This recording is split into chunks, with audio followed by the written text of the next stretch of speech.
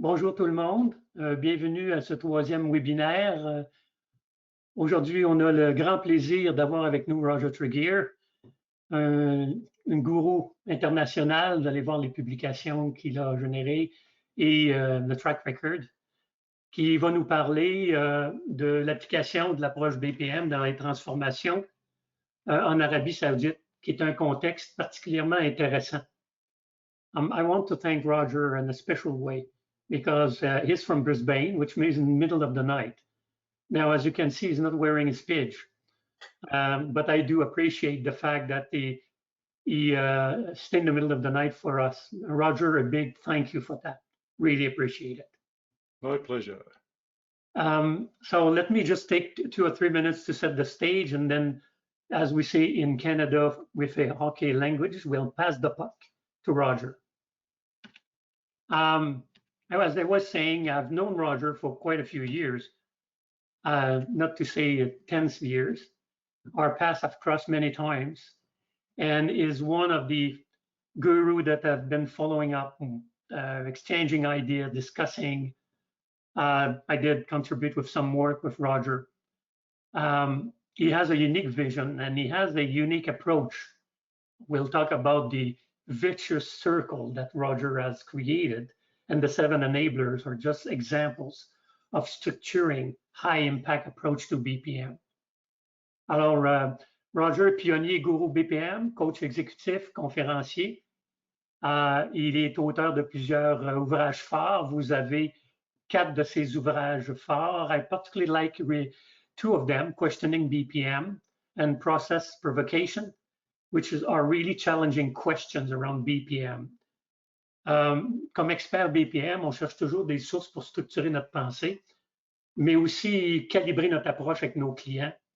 Vous avez dans le Reimagining Management, Questioning BPM, and Process Provocation 3 excellent sources for planning our interventions, asking the right questions, and understanding how to master BPM into different organizations.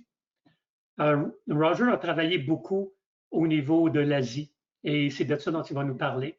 Le cas de l'Arabie Saoudite est particulièrement intéressant parce que c'est une nouvelle, on va dire c'est un nouveau pays qui s'invente. Ils ont une vision très, très forte pour 2030, ce qui crée un environnement propice pour l'innovation et la gestion BPM. So this is Roger, so we're very fortunate to have him. And now just a few words about me, because it's not about me at this point in time.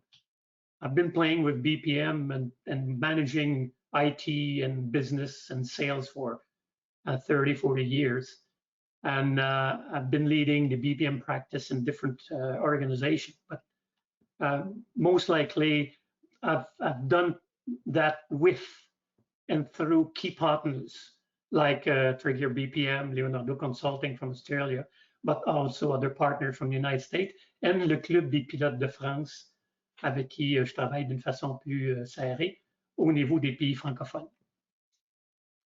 La série de webinaires, that's for transformational leaders. So people looking at playing a key lead role in how to transform or to create a new organization, a new operating model, a modern operating model using process. You have heard Christian Mattei last time, who was head of transformation at Veolia in Europe, a very impressive case. So here's is for thought leaders, and we like to have people who have done the job, to get their hands dirty, as they would say. So we had Christian Mattei and Roger Burleton. Roger is with us today, and in fall time we should have Michel Raquin, who has done 2 major turnaround at banks, different banks in France and Portugal. Now, when we say process-driven transformation, we're not talking about a simple change management. And very few people understand what it means. And it does, when you understand what it means, you understand why it has to be process-driven. It's about changing an operating model. It's about changing a business model using the digital forces. It's about implementing these restructuring big ERP or CRM, going digital, getting into continuous improvement culture, right? It's implementing that outside-in culture from a customer management perspective, which means that we talk about transformation, which are high risk, high yield, which requires a systemic approach, not a siloed approach, which means managing multiple transformations. As you have seen and heard from the CIO at Veolia, there was a transformation at management team, executive team, in parallel, the transformation of the operating model, the management, and the transformation at the IT. You have to manage that in a coordinated way, which means you have to be able to manage portfolio of change, which is also typical of transformation change. So if you look at the little red flag up there, the scope is wide, risk is high, duration is high, is long, effort and cost is high, uncertainty is very high. The number of levers you need to align to get the results is multiple. The human impact is high. The number of change to manage in parallel is multiple. There's a lot of ambiguity and it's complex. This is transformation change. It's dirty, it's messy, and if you don't approach it from a process management, it's very difficult. In fact, it may lead into redesigning bugs, which is the worst thing to do in a transformation. So Roger, I'll turn to you and you can take over from here.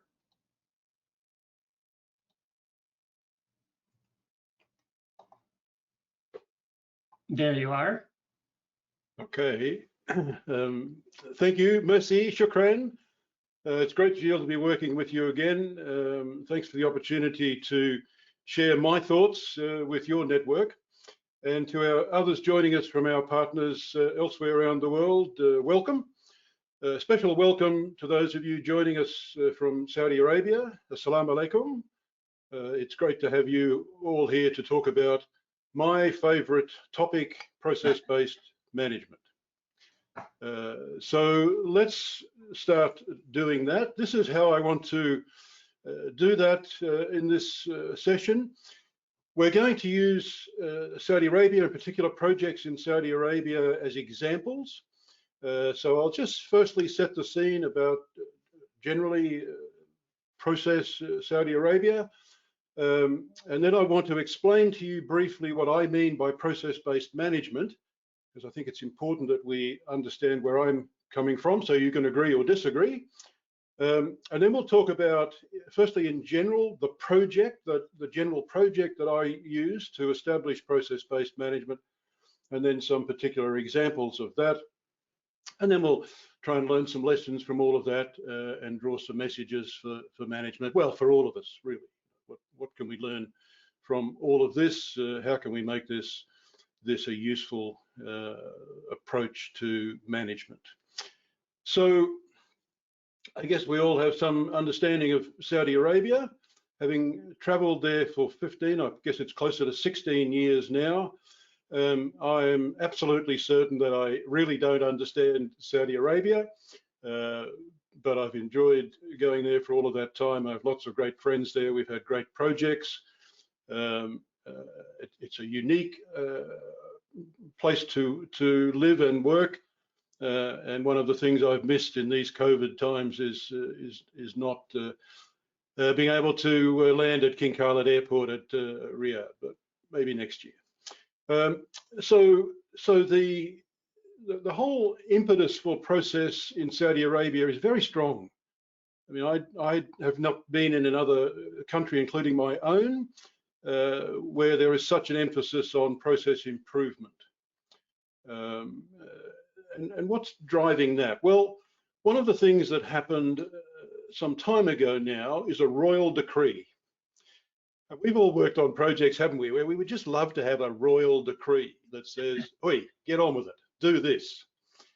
And a royal decree is something in Saudi Arabia. It's not a suggestion, it's not an encouragement, it's a decree. So in that that time in the 2016-18, there was a royal decree which is just focused on process and improving service and efficiency, effectiveness kinds of things. Lots of process modeling, lots of improvement. So that was a good basis on which to start. More importantly, though, in the last 5 years, the whole Vision 2030 exercise has started out. Now, Vision 2030 is a classic strategic planning organizational transformation project. It's been running for some 5 years now, and it's just a classic transformation project. The object of the transformation is the nation. And it's making change in private sector, in public sector, in the private lives of individuals. Societal changes are happening. And it's a classic thing. We would recognize this kind of structure. We've got high-level strategic objectives, and we cascade those down, and then we end up with transformation projects, programs of various sorts cascading throughout the organization. The organization in this case, though, is the country, the nation, the kingdom. So that's a very interesting context in which to operate, and Vision 2030 is very powerful in the whole Saudi experience. And yes, it's about societal changes, but also it's about improving service delivery. It's about efficiency and effectiveness. And as you'll come to understand through this presentation, for me, all of that means it's about process.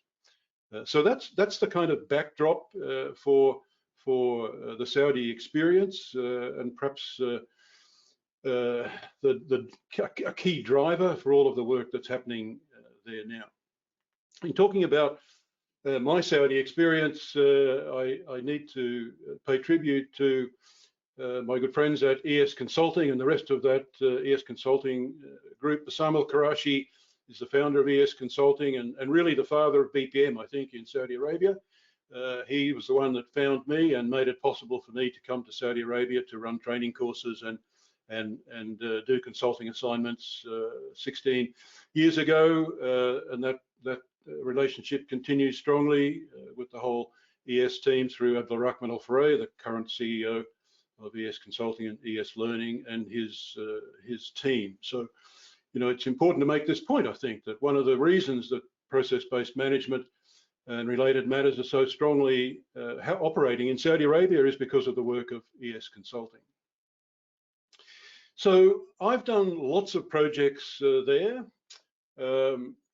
These are in the main government entities, ministries and various other agencies of government. There's some private sector work, but most of what we've done is government. For some of these government operations, though, they're a little bit private sector as well. They're kind of, they're quite new, some of these organizations. They're almost startup organizations. So we've done, across the work I'm going to talk about comes from all of these over the last 15 years.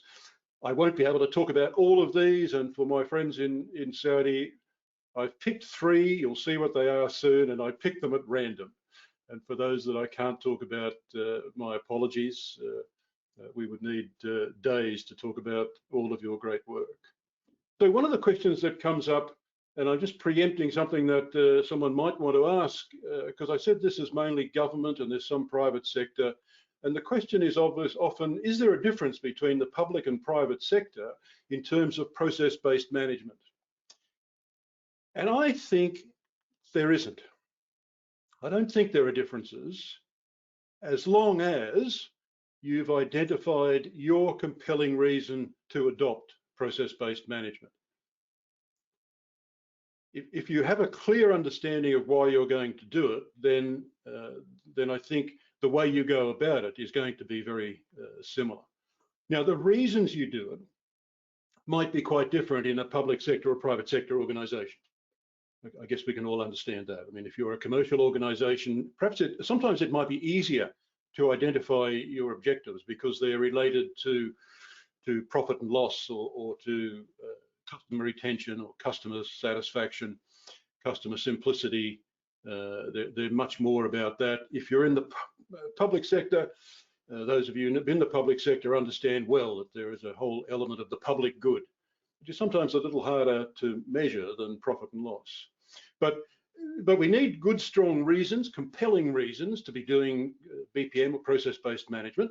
And I think if you've got that, then whether you're a public or a private sector organisation, I don't think it makes a huge difference to what I'll talk about, the method. But obviously you'd be measuring different things in different ways. So let me now talk about what I mean by process-based management. Now, firstly, let me say that you'll hear me use the term process-based management a lot, and that's very deliberate. You'll also hear me say BPM, and when I use the term BPM, I mean the same thing. I mean a management philosophy that's about putting process management at the core of our management approach. So I use the terms interchangeably. I think process-based management is a much more meaningful term.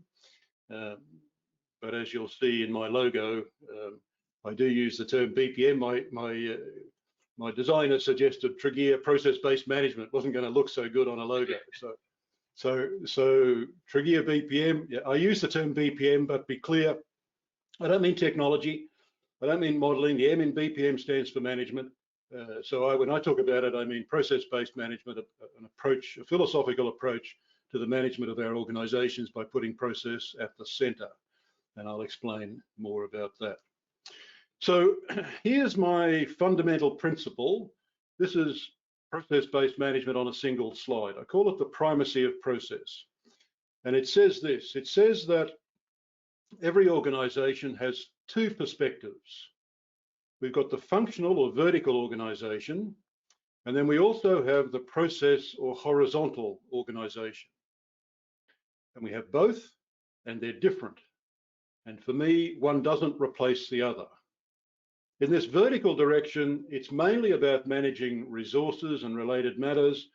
And our key artifact is the organization chart. So this is traditional management. Nothing I say about process-based management makes any difference to any change to the way in which we manage in that vertical direction. But we know that in all of our organizations, we get work done not up and down the organization, but across.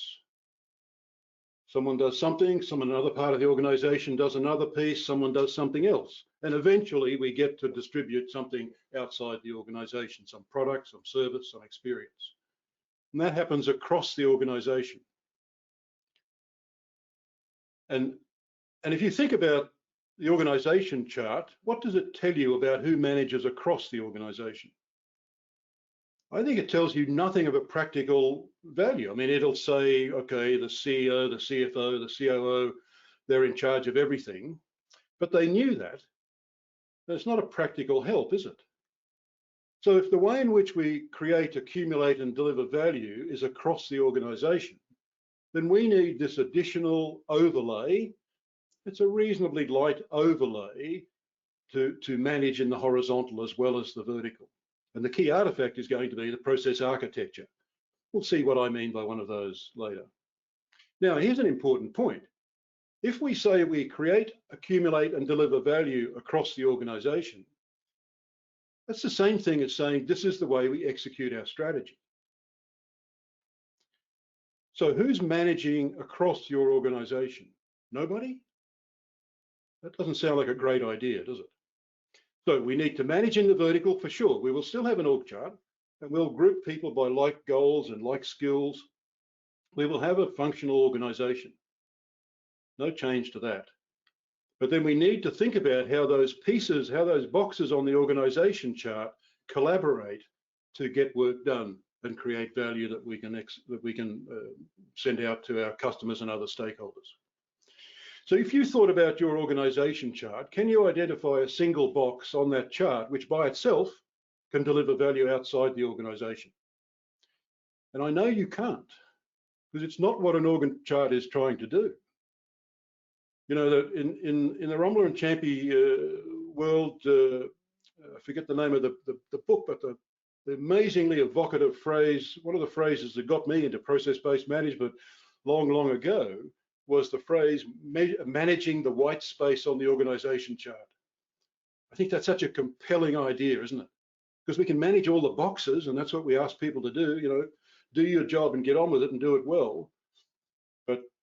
But if we're actually creating, accumulating, and delivering value collaboratively across the organization, then we need to manage that in a collaborative way as well.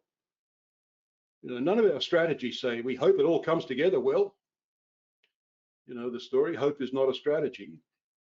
So we need to take some steps to just build this horizontal view. That's what process-based management's all about. It's an add-on, it's not a replacement, it's a light overlay, if you like, across our organization.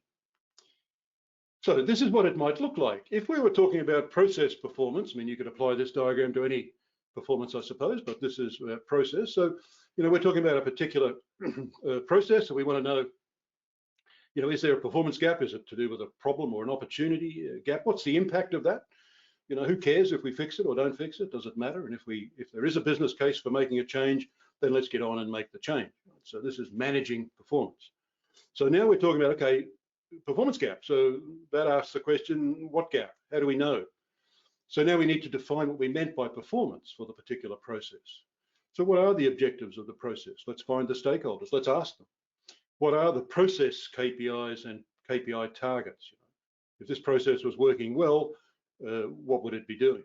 And working well means that our key stakeholders agree it's working well. So now we've been talking about a particular process and we've defined performance and we can manage performance. What process? Okay, let's identify our processes. So we need to know the process, the architecture process, just the hierarchy of our processes. That is that artifact for the horizontal management. And we'll start with strategy because it's about executing strategy, right? So what's our vision, mission, or whatever form the strategy documents take? And strategy is about promises. So what are the promises we make? What's the value proposition, if you prefer? And from that, we can derive process architecture. And now we've got some picture of all or enough of our processes. Now we can start focusing on particular processes. So when we're doing this work, active process management is a term I like, and I apply that to when we're looking at a particular process. And we're going through this whole exercise of saying, how should this process work? How is it working? How do we want it to work? How will it be working next week? What are we going to do about that? And actively thinking about that and acting on it. So if we were doing this, the kind of project that we talk about, we start with strategy, literally. What's the vision, mission, and a highlighter pen? I go through and say, where are the promises? So we've identified the promises, and from that, we can identify highest level process architecture, and then we can start decomposing as far as we want. Now we can start saying, okay, what does good performance look like? We pick particular processes. We can't do them all. We're going to always be picking. So what are the process KPIs and what are the process targets? So now we're actively saying, okay, here's a process. This is what we want it to do. Now, what is it doing? We need to manage that performance. So now we can start looking at gaps. And these are not just problems, there might be opportunities as well. So it's a performance gap, two forms, problem or opportunity gap. What's the impact of that gap? We've got hundreds, thousands, tens of thousands of processes, and maybe many of them, perhaps all of them, could be improved. But we ought to make wise choices, haven't we? So, you know, what's the business case for change? Just because there's a performance gap doesn't mean we're going to close it. We have to set priorities. We can't do everything, obviously. And then if there is a business case, let's get on and make the change. And let's make sure the change happened. And let's get good at that by continuously doing active process management where we're measuring the process. So we've looked at the process. We've said, okay, we've got a gap here that we want to close. This is what we're going to do. This will close it. Okay. We forecast, we predicted performance after we've made the change. Now we're still measuring to see whether that worked or not. And you keep doing that, you know, forever. That's the continuous piece of continuous improvement. So this is what I think about as performance management and active process management in particular. So when I talk about process-based management, this diagram is another way to think about that as well. Now, so how do we actually do that? Well, this is the Tregear circles, the virtuous circles, as Gilles mentioned, I think. And this is the way I think about process management. I think it's a kind of meta model for management generally, but it's a perpetual improvement engine. Two circles. We're talking about a particular process here, big one, small one, don't care. Process ownership circle has 3 nodes: target, assess, respond. Target, assess, respond. And I think this is the drumbeat of process-based management. Target, assess, respond. Target, assess, respond. Target, process KPIs and targets. We're going to set them. You know, if this process was working as well as the key stakeholders wanted to, what would it be doing and how would we know? We're going to do 2 things when we come to assess. We're going to look at the numbers for sure. Target is 9 out of 10, it's 8 out of 10, or it's 9.5 out of 10. What does that mean? We're certainly going to look at the numbers, but it doesn't say measure, it says assess, because we're also going to take into account any ideas, any innovations for change. I really don't like the idea of separating innovation from process-based management, because whatever else we're innovating, we're certainly innovating processes. So here's where we can collect, you know, all the KPIs are fine, but here's an idea, let's test it out. So 2 things happening at assess. When we get to respond, 3 things might happen. One is nothing to do here, move on, everything's fine. We might say it's time to review those KPIs, process KPIs and targets, because something's changed, because we haven't done so for a while, life changes, let's make sure we're keeping up. Or we might say there's an idea to test, or there's a problem, an actual or emergent problem we need to deal with, so we need some intervention. And the intervention is going to be the process improvement circle. So this is a process improvement project. Shown here in the PI circle in its most generic form, as is to be, to do, so current state, future state, the things we've got to do to create the new as is, which is of course the purpose of process improvement, not to create the to be, but to create a new as is. And this could be any methodology. It's deliberately generic here. This could be Lean, Six Sigma, Sprint, PIP, CM, anything you want would fit in there. Most of those methodologies will have a current state, future state structure. So we have a turn of the circle. We'll make the changes. The PO circle is turning always, so we will know what the impact was. Sometimes it's difficult to see the impact of a change because other things have changed, but the PO circle is turning all of the time. So they're the circles, at least a very brief introduction to it. So you'll hear me say a lot of my projects that it's about getting the circles turning. This is what we mean. So active process management, those 2 bottom parts of the previous diagram, getting the circles turning. How do we get the circles to turn? 7 enablers are the 7 things that I think, 7 elements that we need to be developing at the same time, more or less in step, to give us some chance of establishing and sustaining process-based management. They're all equally important. That's why I use that Mobius strip icon. They're not exclusive. They're very much interdependent, which is a good thing, because you start working on one and you'll be impacting others. I'll give you a very quick run through here in my book, Reimagining Management. There's a chapter on each of these enablers, so you're getting the 1 bullet point version of that chapter. They're all equally important, but I start with process architecture, because if you don't know what your processes are, then not much else you can do. But it's about making those processes visible. Then that just begs the question, by what measure? What performance do we want? What performance have we got? What performance are we expecting? That'll give us gaps. And the process governance enabler is creating mechanisms. Perhaps this is the new horizontal management piece in particular, but we, mind the gap is the 3-word summary for whole process governance. What is the gap? What are we going to do about it? If anything, do we care? Process change is in the middle of this list, but it's fundamental to everything we do. If all the rest of this we're doing, but we're not making fundamental change to organizational performance, then by our own process definitions, we are a waste of time and should be eliminated. And that would be embarrassing. So change is fundamental, and I'll come back to that many times before we finish today. Mindset is just about saying we need collective thinking and an agreed mindset about what we mean by process, why we're doing it, how we do it. We just need to be able to, if we're going to do process, we need to be able to think process, and we need some uniformity across the organization, top to bottom, left to right, about how we're going to do that. Process capability. Now, by capability here, I just mean the normal English meaning of the word.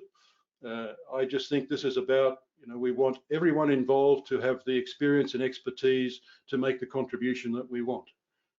We don't want all of our process work to be focused on some central group of experts. We'll have a central group of experts, but they're not miracle workers. So I always say we don't want 5 process analysts, we want 5,000, which is to say we want everyone involved. Because our experts are out there executing our processes. They've got lots of input to make. Now we do need process support. This is the central, process, the Office of BPM, the Centre of Expertise, whatever you want to call it. And I think their core job is to raise the capability of the rest of the organisation. Because if they don't do that, they become a bottleneck. They can't be in more than one place at a time. They can't be working on hundreds of projects at once. If we want transformation happening across the organisation, then we can't set it up to be with a structural bottleneck of some small group or even a large group at the centre. They're going to become the Office for the Prevention of Process Improvement unless you can raise capability and spread in a nicely controlled way the ability to do this kind of work throughout the organisation. So these are the 7 enablers. We need to work on all of those. As I say, they're all interrelated. As soon as you start building a process architecture, you're starting to create mindset, you're building capability, you move on, and support, you move on from there to measurement and governance. So they're all nicely interrelated, but none of them will happen by magic. You need a definitive plan for each of these and a roadmap to make them happen. Not as complicated as perhaps it might sound, relatively straightforward to do. How long does it take? It takes forever. Remember the continuous part of continuous improvement? That's not 12 months, that's continuous. But we can start easy and we can build it gradually and we can keep going in a very controlled and effective way, measuring all the time as we go. So how do we, what if we were thinking about starting a project like this, or at the start of a project, how do we know it's going to succeed? Well, I don't have a crystal ball. I don't know it's going to succeed, but this is the kind of, I guess it's kind of mindset or attitude. What would good look like? What would bad look like? I think these are really powerful tools. I call them wiggle and wobble. So what would good look like? Well, I would be delighted if somewhere early on in the project, I heard some executive or anyone really say this, and I have heard, this is not a direct quote, but I've heard this many times in various ways. People who'll say, wow, I've been here for a long time and I think I now understand what we do around here and how we do it, because I've taken this cross-functional view. What does bad look like? Well, these are people who've been to perhaps too many process modeling workshops. We don't need another poster. We don't need another picture of something. This is not about graphic design. And I've been to so many of these things and we've done this all before and it didn't work. Let's not worry. I mean, I have a chief executive several times. I've started out saying to me, I'm trying to get rid of processes and you want to manage them? I'm trying to eliminate them. Obviously, they have a different view of process to me, but and then we don't want to model the process, just automate them. Let's just get rid of all this problem. Let's automate them. Well, we can't automate everything. So I think there's an attitude, a mindset that we really need to get right very early on. I mean, before you even start a project, I think a transformation. These are the transformation mindsets. One says, "Oh my goodness, I can see this is going to. I don't quite know how to do it yet, but okay, I'm excited. Let's get on." And the other said, no, we tried this, didn't work last time, it won't work this time. And that's a self-fulfilling prophecy, isn't it? So I think this belief that it's going to be effective. Maybe we don't know how we're going to do it quite yet. It's a bit mysterious at the start, but okay, I can see this has got merit. Let's get on and try it. Let's put some faith in it, and let's do it in a way in which we can undo it if we need to. We can stop doing it. We're not massively changing something. There is no go live date where we've closed down functional management, we've closed down the vertical, and now we're doing the horizontal. No, we have both of those going at the same time. So how do we do this? Let's talk about the project. So just to step through it quickly, you need to firstly establish some shared vision for what we're trying to do on a process-based management project, of course. And then the key artifact is going to be the process architecture, and then we establish some governance. We pick just a small number. You can do it for one process if you wanted to. I would usually say maybe 3, 4, 5, no more. But just a small number of processes, pilot processes to demonstrate how we're doing it. We need plenty of support and information, lots of communication. Get the circles turning. That's what it's all about. So we'll have the circles turning just for maybe 3 processes so that we can learn about it, we can demonstrate, we can build confidence and experience. And how long does that take? This is a key question that comes up often. Well, I mean, it'll vary, but in terms of elapsed time, not active time, but you know, it's really just 2 or 3 months. It's not years. I think if someone tells me that we're building our process architecture and we hope to be finished, you know, in 12 months' time, then I'm not sure what it is they're building. But you may not get to the end of that 12 months because you want to be creating some value pretty quickly. And building a diagram for 12 months is probably, you know, none of your organizations have got a business problem called we don't have a process architecture, you know, or we don't have enough process models. That's not a business problem. It might be a tool to solving some problem, but it's not the problem itself. So in a practical sense, how do we do it? Well, it's about workshops, and the way I do it, we would normally have a development team, small number of people who are meeting on a regular basis, perhaps daily or every second day, in workshop mode to build the process architecture, think about governance, performance, KPIs, all of those kinds of things. And then they do some work. They go back as advocates into the organization, ask questions, find more information. And then we've always got this reference group. These are senior decision makers. And I like to have them involved, you know, very early on from day 1, day -1 perhaps. You don't want to get to the end of 8, 10 weeks and then say, okay, here's our process architecture, we'll present it.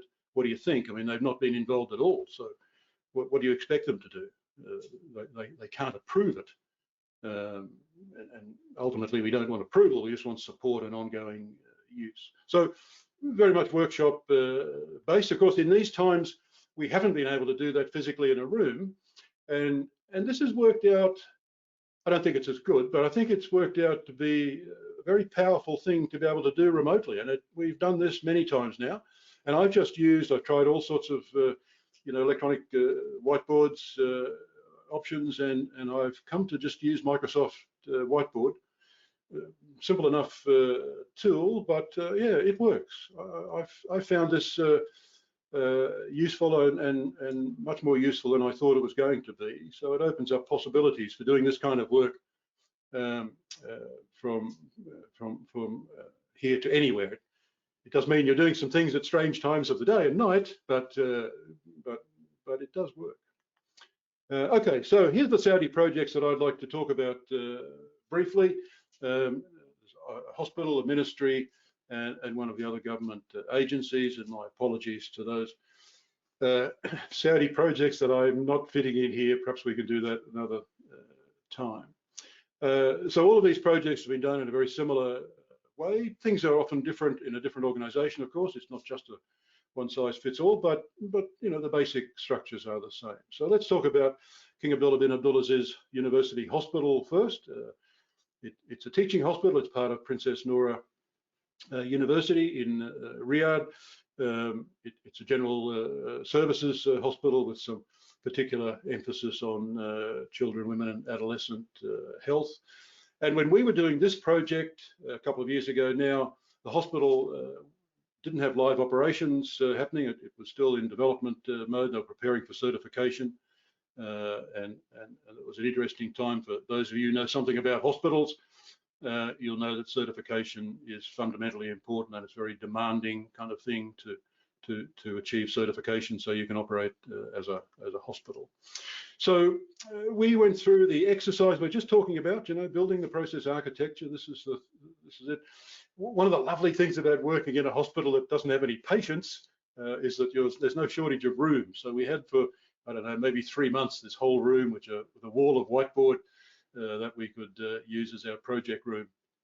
So that was fantastic. And you can see there the process architecture building up as we went. So again, series of workshops like this. Now, an important thing about these workshops is this guy here with his back to us is Dr. Ahmed Abu Abar. He's the CEO of the hospital. We must have had 30 or 40 workshops over some extended period, and I think he was probably there at all of them, at least most of them. And that was fundamentally important. And here in this other picture, we also have this lady here with a back to us. Dr. Anne Blunden was the Chief of Nursing. I expect that lady up there on our right as we look is the Deputy CEO, Dr. Basma. So we had lots of chiefs, and that was very important. And it wasn't that these people had plenty of spare time. You know, these are people that are building a hospital and getting it ready for operation. But that kind of executive involvement and commitment was really, really important because we were designing, they had gone through the strategy exercise. They had a strategy, mission, vision, all that stuff, balanced scorecard, cascade, great, had all of that. And now we were taking the process view. So we were really working with the chiefs to say, how do we operationalize that strategy? You know, what does this mean on the ground? How do we make it work? So this is a simple version of the process architecture, and I put it in here just so you'll understand what I mean by a process architecture. When I'm doing this, common enough structure, 3 parts to it: shared management processes there at the top, shared support processes at the bottom, and then core processes in the middle. So management processes are about executive decision making, perhaps. Support processes are, you know, the logistics of the organization, and the core processes are the ones that are directly executing strategy. We don't have unimportant processes, whether at the top, the middle, or the bottom says nothing about importance. If we find an unimportant process, we get rid of it. So care for patients, it's a hospital, not a surprise. Develop healthcare professionals, it's a teaching hospital. Create and apply knowledge, it does research in conjunction with the university. And development wellness awareness is the outreach program they do in the community. So you see there are a top level care for patients process. Here's the same process. Now we're showing 3 levels. So now we're saying these are the 3 levels, the first 3 levels from the top down. Now we can start identifying processes in there. We can start getting the circles turning for selected processes. We still don't have to do all of them. You know, where is the best return on process? That's what we have to be able to do. So that's what I mean by process architecture. Obviously, I'm showing it to you in PowerPoint pictures. That's not how you model, but it's the same thing that we can now drill down. And if you want to go down to level 4, 5, 6, level 10, if you like, you can just keep drilling down by decomposing processes. Nice structure. Every process you've identified has a line of sight to strategy. So now we've got a strategic view of the organization as a set of processes. Let's move on. Ministry of Communications and IT. They're the ICT, Digital Transformation Ministry throughout the kingdom, and you could imagine that the Vision 2030 has a big impact on this. I mean, it's a digital economy. Digital change is a big deal, and you can see here that the very big goals for sector growth, for GDP contribution from ICT sector. Massive digital transformation going on, and to raise the capability across the kingdom of the ability to do digital transformation. So our original project was a similar one, to build an architecture. We've done some maturity assessments there, a couple of annual assessments, and I'll speak in a moment a little more about a review that's going to happen soon. So this is the Government Ministry of Communications and IT. Again, this is a process architecture. The details aren't important for us here, but again, it's about workshops. It's about executive involvement. I think I went to 3 one-on-one meetings, mainly one-on-one meetings with each of those executives, and then we had other group meetings and individual meetings when people had a problem. Smaller team groups, lots of meetings, lots of conversation, lots of discussion. The words are important here. Of course, important in both English and Arabic, perhaps more important in Arabic. After Roger leaves, we can get back to speaking Arabic. But lots of conversation about what each of these means, what's it supposed to do. Very powerful way to really think about the reality of the strategy. You know, what does the strategy really mean? When the rubber hits the road, how do we execute that strategy? We've got the nice words in the vision and mission, and we got the poster on the wall, but what does that mean today for my job? So we built that in a similar kind of way. There's a recent change to the mandate for MCIT, for the ministry. They now will also incorporate postal services. So as well as digital, comms and IT, they'll now look after the regulation, the building of the postal sector for packages and mail, the physical elements. So we're doing a review soon of this process architecture to see, the strategy has changed, okay? Now, so the architecture will probably need to change in some way. So we're going to review that, and that will let us say, okay, so what does it really mean now in terms of operational business to have this new strategy?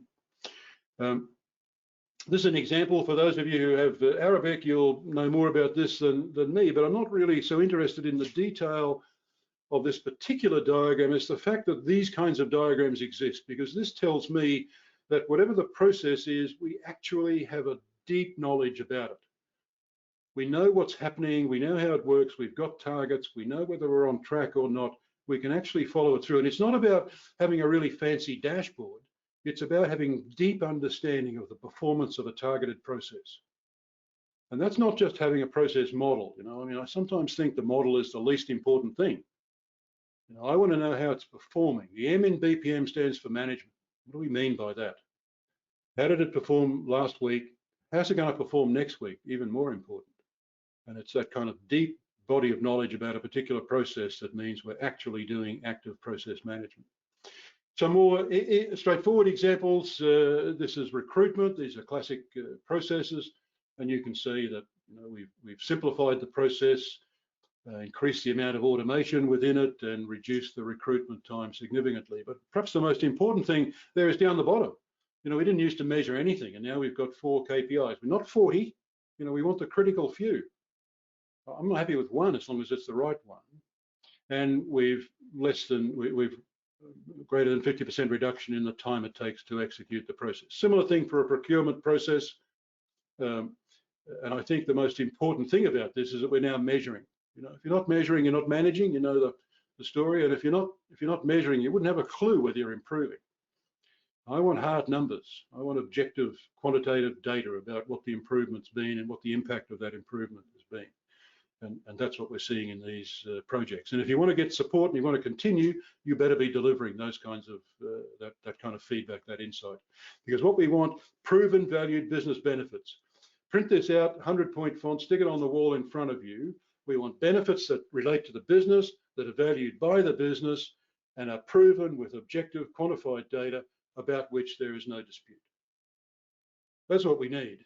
That's what this is all about. PVBB, proven valued business benefits. Question to ask every day.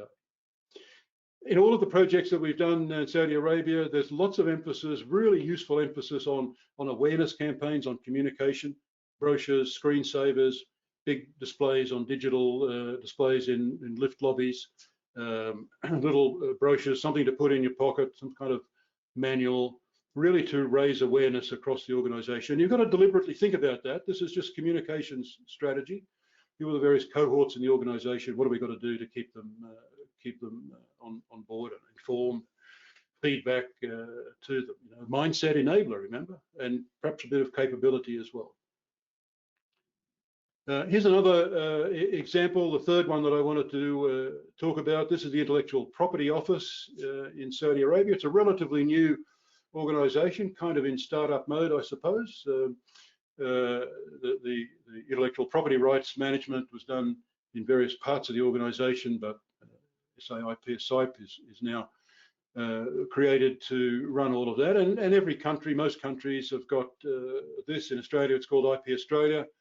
I think the Canadian version is SIPO, Canadian Intellectual Property Office. US Patents Office, so every organization has such a group, such an agency, and coordinated at a global level by WIPO, the World IP Organization. So similar kind of project going on there. As we look at this picture, let me just highlight, you can see over in the background here, that poster on the wall is the process architecture. And that's a big A0 plot. So what's that? 3 foot by 4 foot, 90 centimeters by 120 centimeters. A large poster on the wall there. And we did a few of those and put them on the wall and left some post-it notes and pens around for people to write on them and ask questions. A lovely way to really get people engaged in a nice tactile way. And then some little stand-up meetings around it. That's the Director of Operational Excellence there standing in front of it. Dealing with questions and presenting. So you know, this is building the architecture, getting feedback, building the mindset, building capability, getting people interested in the whole exercise so as to show them that it's worth doing. Another interesting thing to say about the site project, the organizational unit directly in charge of this is called the Operational Excellence, the OE team, and they look after project program management, process and business excellence, EFQM frameworks, King Abdullah Aziz Prize, that sort of thing, and the project management office.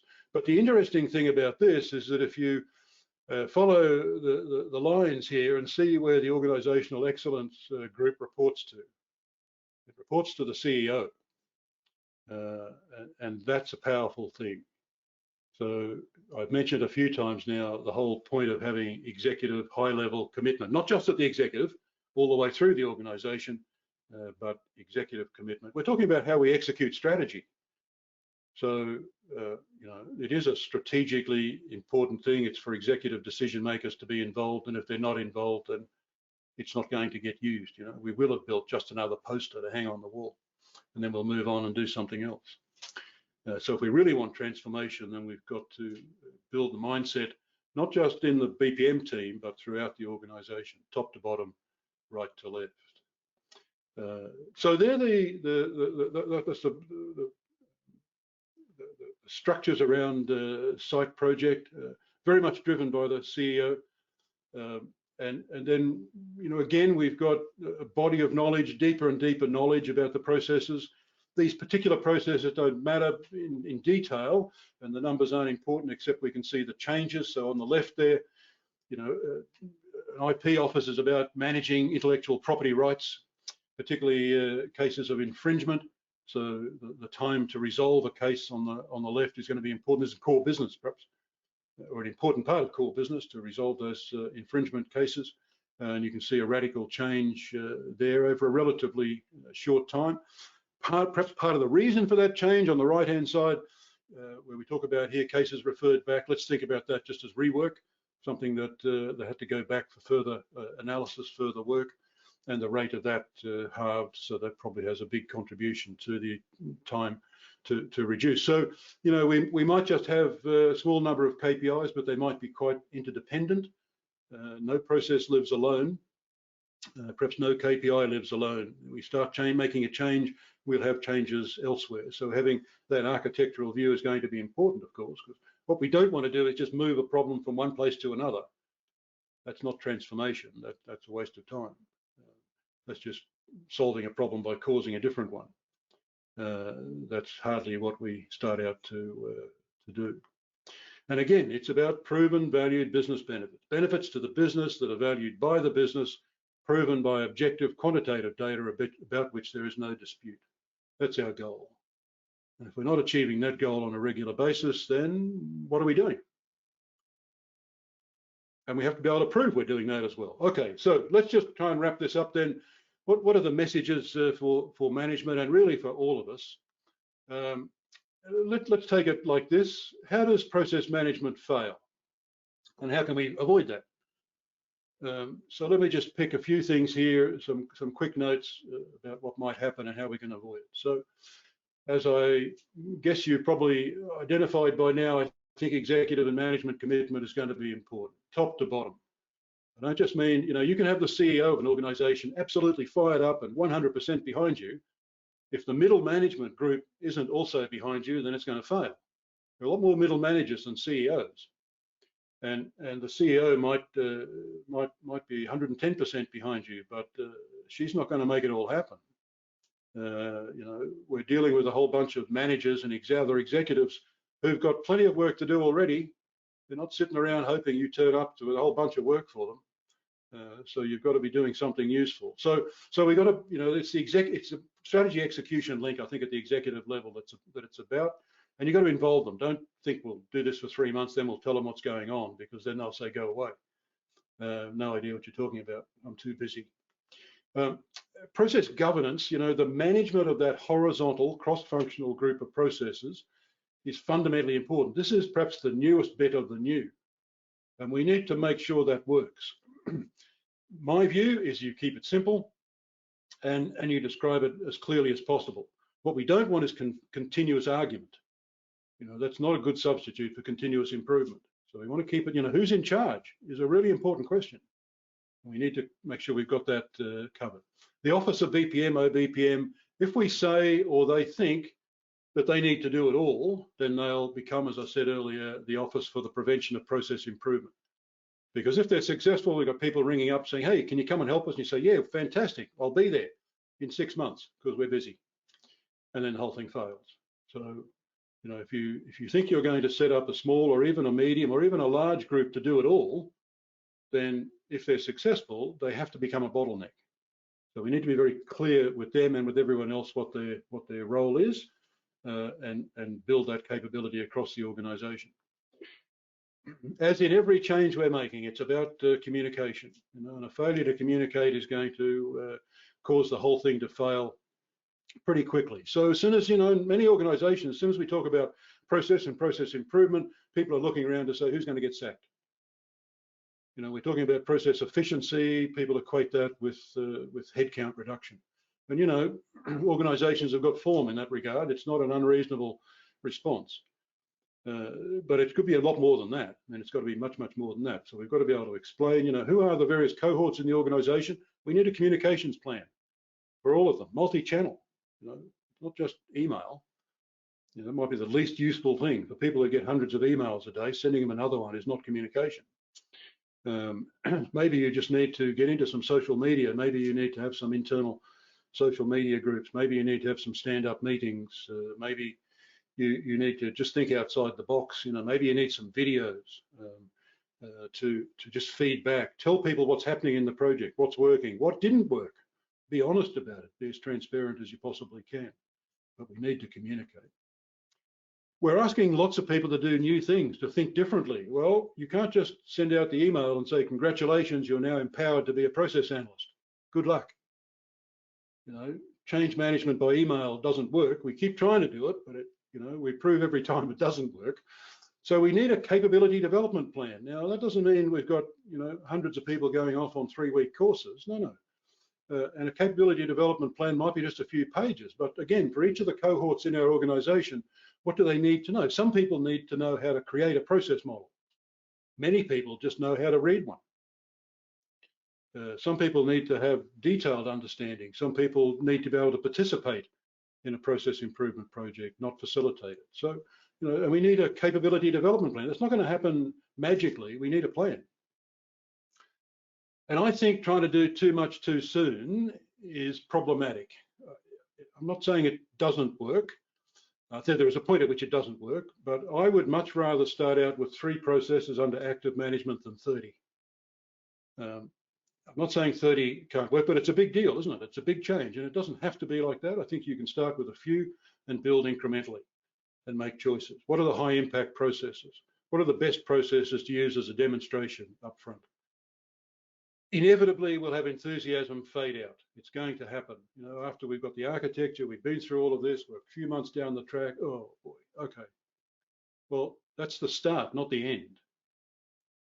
We need to be able to, again, it's about communication and demonstrating capability and positive outcome.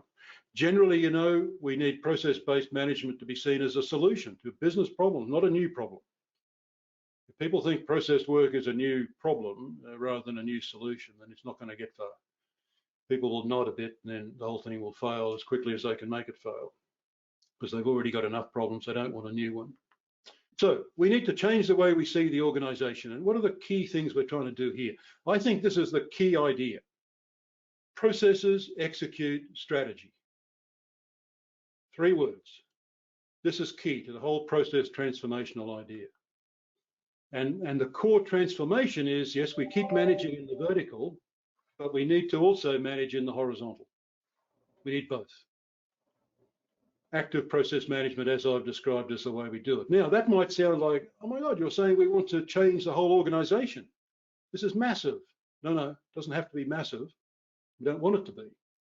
Sometimes it sounds like the world peace problem. It sounds like a good idea, but we don't know what to do about it this afternoon. So let's have some guardrails. We need targeted, mindful choices about where we're going to focus. We need to build incrementally. And yeah, I'm impressed that you know what happened in your process last week, but gee, I'm going to be much more impressed if you can tell me what's going to happen next week. Because then you actually, I'm convinced that you have a good, deep understanding of the process. I don't need you to be perfect. Predicting the future is difficult. But you know, we should be able to predict the performance of a process within reasonable bounds based on our knowledge of the process. And there are ways to do this. So yeah, okay, very clever. You've given me a graph of what happened last week. Tell me about what's going to happen next week. Now I'm interested. And we need to be in the business of continuous opportunity and problem finding.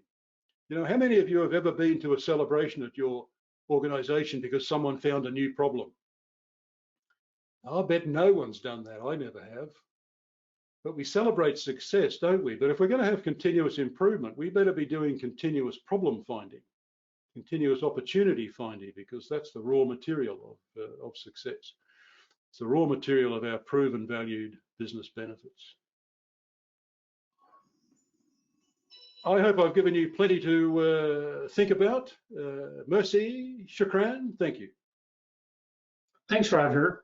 For everyone participating, if you want to ask questions, we've got about 13 minutes before the end of the workshop to take some question on. You can use the chat room to present your questions. I'm certainly going to start with one. Roger, in your experience, is there such things as a tipping point where you know that what you've started doing will endure, that you will be on the other side, that the new way of managing as thick? Is there such thing as a tipping point, and how do you recognize that you have been through that tipping point? So, I mean, the thing I worry about in all my projects, of course, is that at some point I leave, and I hate the idea that I've just left, so everything's stopped. You know, oh, he's gone. We can get back to normal. So, and really, you don't know that. You know, maybe it's 12 months' time before you would know that. We sometimes do some BPM maturity assessments on that kind of annual cycle, which recreates the kind of development roadmap and is a nice way to keep going. So that's a good indicator. I think you need, when we say, so at the end of my kind of project, we would have the architecture, we'd have maybe 3, 4, 5 processes that we're starting to get the circles turning. But it's still early days, it's the start, not the end. But if that's actively working for at least 2 or 3, then I leave with a little more comfort. But it's only going to keep going if people are delivering benefits. Did I mention proven valued business benefits 100 times? I mean, if you can't show that, prove it. Not just assert it. Don't just say, oh, we've got lovely architecture. So what? Who are your champions out there in the business? If you don't have them, then what's the point? Yeah. Another question for you. In today's organization, as it has been in the past, you just can't transform without IT, especially in the service and government industry. How do you get IT engaged, and how do you get engaged considering the new wave called Agile, where you've got these agilists claiming that you don't need to work on process, you just need to deliver value to customer? No, I'm being a bit sarcastic here purposefully. Yep. So how do you engage IT as a key partner in the transformation in a process managed organization? Yep. Okay. So a couple of things to say there. Firstly, I don't do IT. I have trouble keeping my laptop running, let alone giving people advice about IT. So the work that I do is well before that. For me, IT is one way to improve the performance of some processes. Fundamentally important, of course, and we can't live without it. But I'm not doing IT design. So, but generally speaking, IT and all of its attributes exist to improve the performance of some processes. and it has an impact on most process, but not everyone, not every process.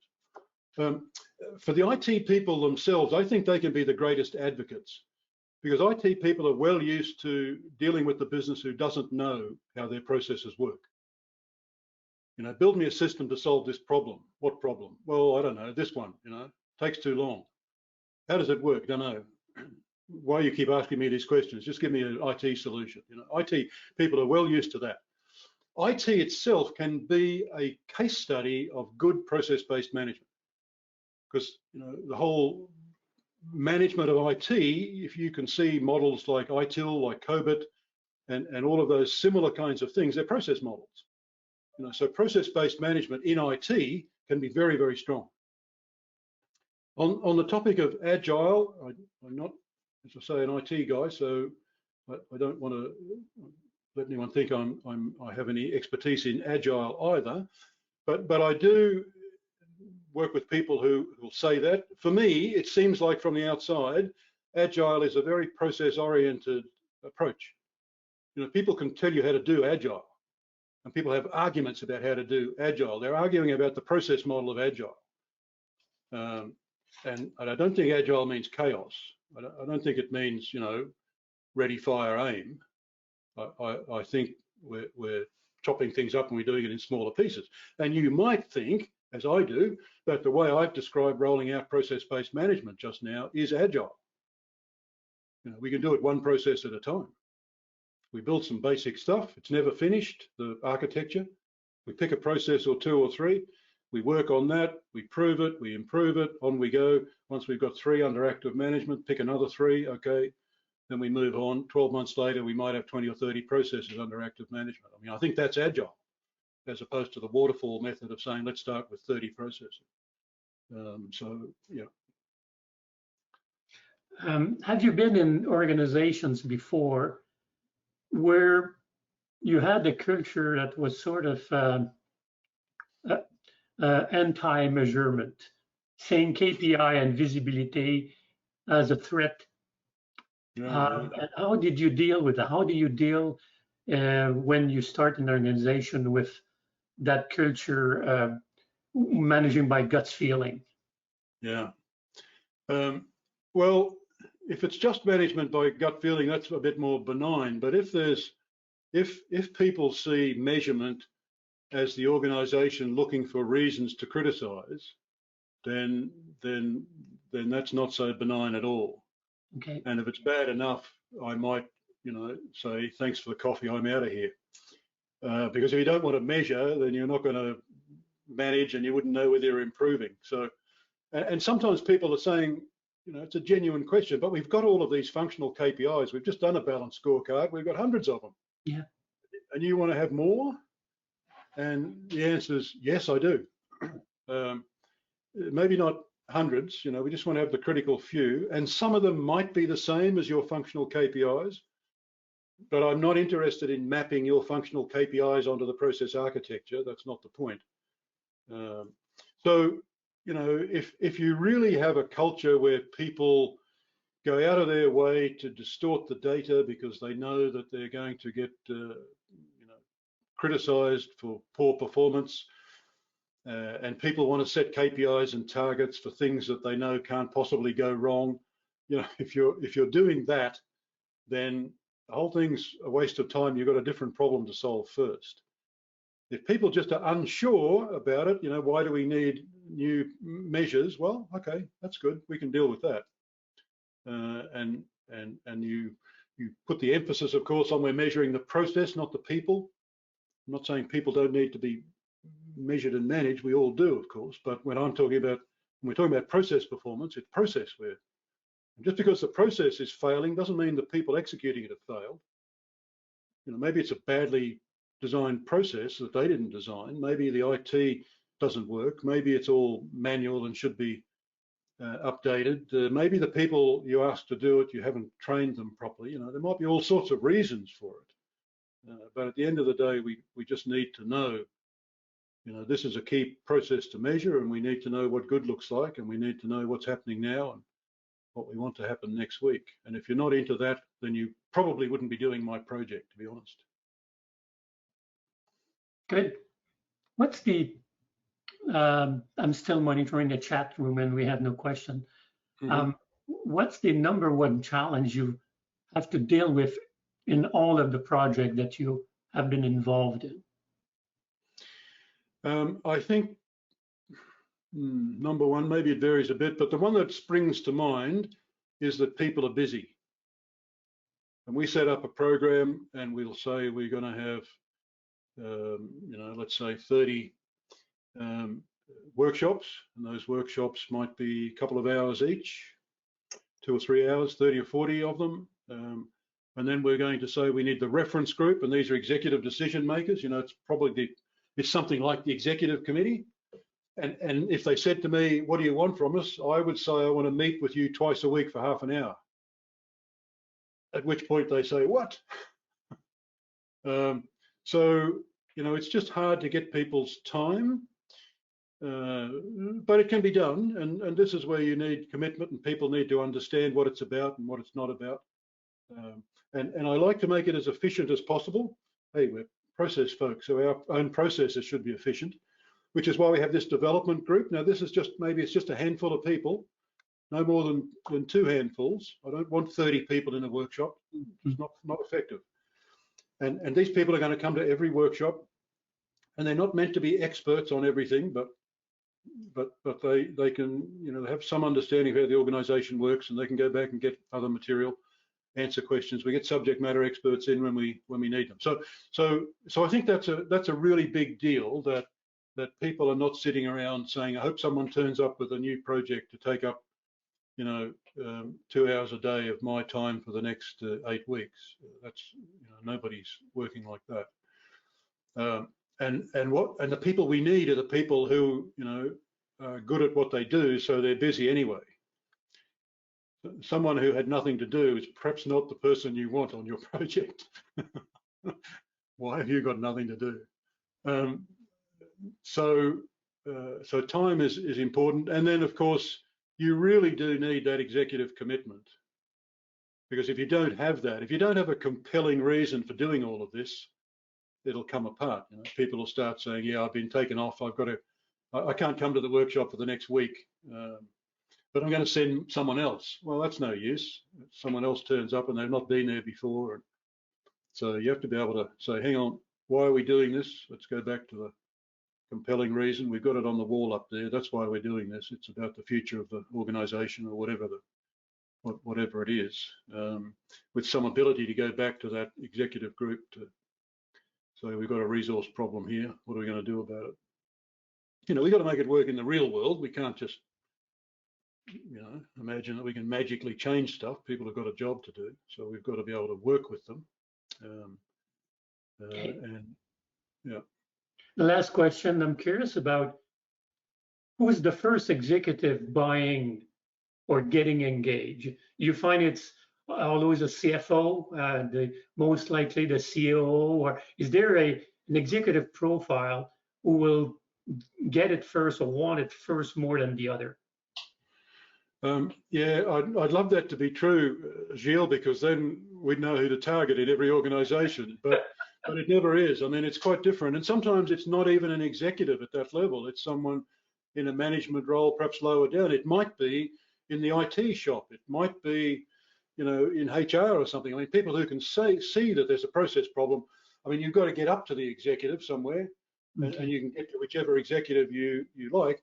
If I've got my choice, I'll start at the top, of course, with the CEO, and we have that experience sometimes with the CEOs really full on into it, and they're the whole champion. Life's much better when you can do that. But you know, it's with all this change. You know, we don't have to change everyone at once. We just need to identify a pathway of change. You know, who are the people who are engaged with the idea? Okay, let's build on that. Everyone's got a network. Let's work our way up to some target executive. You know, stakeholder management 101. Huh? Excellent. Well, we're at that time where we need to bring closure to the webinar. Again, Roger, it's in the middle of the night, and I want to state again how we appreciate the fact that you stay in the middle of the night to present that. Very, very, very appreciated.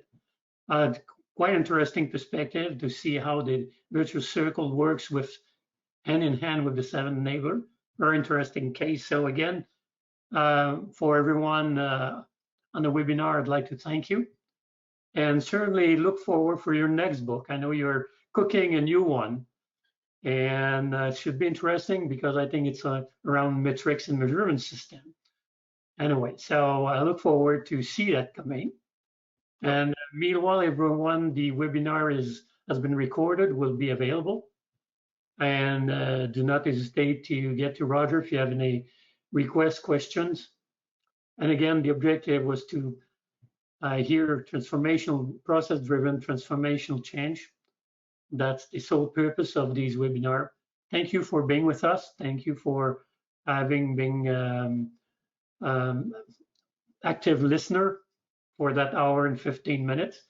And see you soon. Roger, thank you very much again. Thank you. Merci. Thank you. Shukran. Bye.